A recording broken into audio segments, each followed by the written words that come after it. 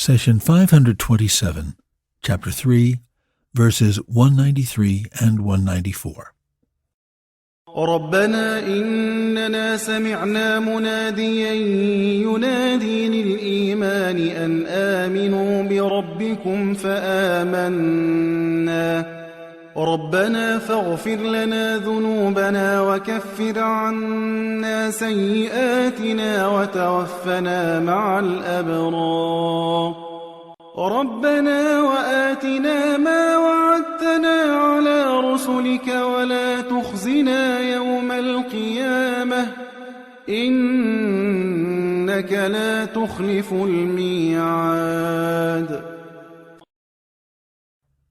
Our Lord, we have heard someone calling us to faith. Believe in your Lord, and we have believed.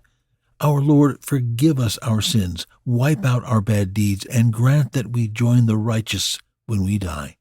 Chapter 3, verse 193. It is as if you, with your heart and mind, should be aware of the signs in the universe that point towards the Creator even before the arrival of any heavenly messenger.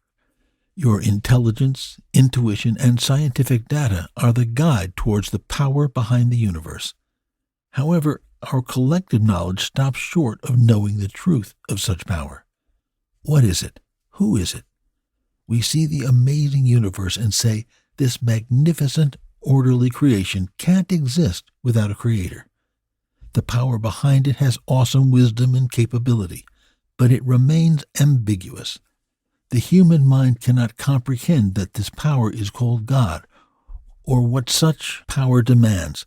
Thus, there must be a heavenly messenger who conveys such information. This is the mistake most philosophers and thinkers fall into. They fail to recognize the limits of human thinking. We know that knowledge is divided into two parts, a practical material part based on experimentation, and a metaphysical part that searches beyond matter. The latter is the maze of philosophers, full of misleading paths where no two schools of thought meet. Why? Because they are searching for the unknown that cannot be tested in a laboratory. Whoever approaches the scientific experimentation of matter with integrity will get factual results from the laboratory. Inert matter does not flatter or behave according to your belief system. Thus, you do not find any difference in material sciences between a Chinese communist scientist and an American capitalist. There is no capitalist chemistry or communist chemistry, and there is no Jewish electricity and a Christian one. It is one chemistry and one electricity, because it is the product of the laboratory and the result of material experimentation. In fact, each camp tries to steal knowledge from the other through foreign spies that hack into universities and research facilities, governments that steal designs of planes and missiles, and eavesdrop on each other. What about non-material fields, economic theories, and social and political sciences? We find the opposite. Each party sets up a wall to prevent opposing theories from penetrating the society. Capitalists build barriers to stop communist propaganda. Western universities teach completely different economic theories from those in the East. Why don't the thieves and spies of material science steal non-material science? Because they know that such fields are self-serving and based on whims and doctrines. Whoever came up with such theories had either an incomplete knowledge of the present, a limited vision of the future, or was self-serving. In material sciences, few scientists toil and millions of people benefit. In social and economic sciences, a few theorists get rich and famous while millions suffer as their theories are implemented in society. Thus, we should leave such knowledge to the divine. Intelligent people know that behind the creation of the universe is a supernatural power. You know this from scientific evidence, keen observation, and paying attention to your surroundings. As a group of Bedouins walked in the desert, they came across a man looking for his lost camel. He pleaded, "Help, have you seen my camel?" The first Bedouin asked, "Is it blind in the right eye?" The man anxiously said, "Yes." The second asked, "Does it have a limp tail?" The man eagerly replied, "Yes." The third then asked, "Does it limp as it walks?" The man exclaimed with joy, "Yes, yes, that is my camel." The men told him, "Sorry, we have not seen it." The man looked at them in disbelief, became livid, and accused them of stealing his camel. How else could they know such precise details? They all went to a judge who demanded they explain how they knew the camel was blind in the right eye. Because the plants were only eaten from the left side of the road, so the camel that passed could not see the plants on the other side of the path. The judge then asked, "And how did you know its tail was limp?" The second replied, "We saw the camel's droppings in a pile, so we knew it had no tail because a camel's tail scatters droppings left and right as it moves." The judge nodded and asked, "And what about you? How did you know it was limping?" The third replied, "I noticed the tracks in the sand.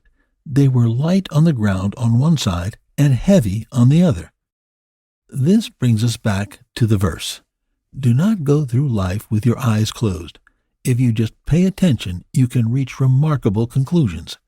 People who use their intelligence to know that there is a creator, in fact, they become so eager to learn more about this magnificent power that when someone comes and says, "I am a messenger from this power, and its name is Allah," they rush to him because he solved the mystery that troubled them.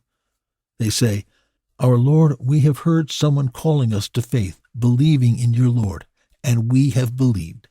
It is as if their mind was so preoccupied with knowing the Creator that a messenger came and gave them peace.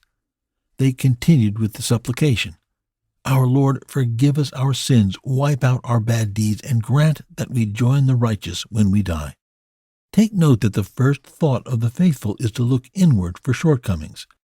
When we look at the teachings of the Quran, we find that sin, translated from the Arabic thunb, and misdeed, translated from sayya, are two different things. Sin requires forgiveness, while a misdeed requires expiation. Sins are disobedience between the servant and his Lord, while misdeeds are actions that go against God's teachings in dealing with other people. This is why the believers say, "Our Lord, forgive us our sins, wipe out our bad deeds." Keep in mind that when you commit a sin, in essence, you do not fulfill God's right. You are not harming God. Who are you compared to Allah? You are only harming yourself by adding punishment to your future. Allah may forgive your sin, but misdeeds towards other people have to be rectified. Prophet Muhammad taught us the importance of treating each other fairly and justly so we do not face the consequences of repaying on the day of judgment. He, peace be upon him, was sitting among the companions when he dozed off for a brief moment and then woke up smiling. Anas, may Allah be pleased with him, narrated, "While the messenger of Allah was sitting, we saw him laughing until his molars showed. Umar asked, 'What's making you laugh, O messenger of God?'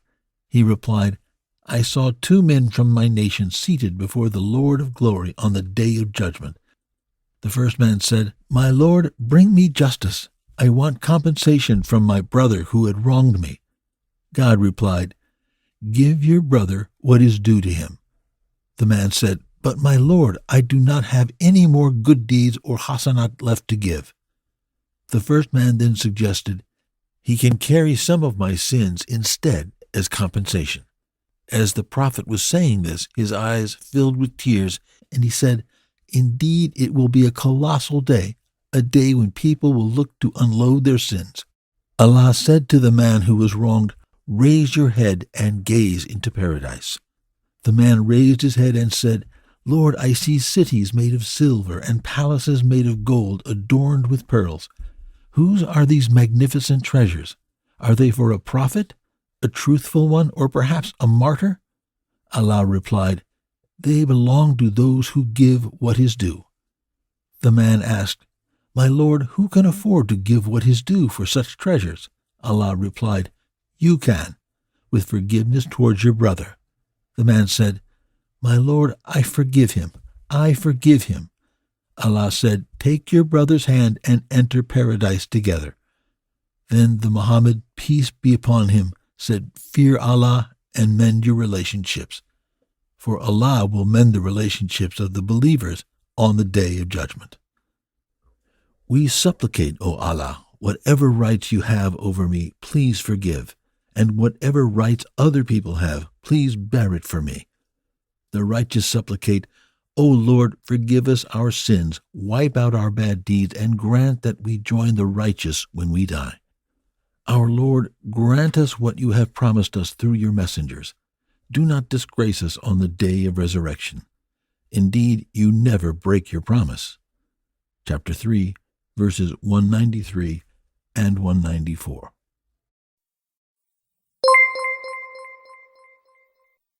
The Prophet, peace be upon him, said, "Convey my teachings to the people, even if it is only a single verse."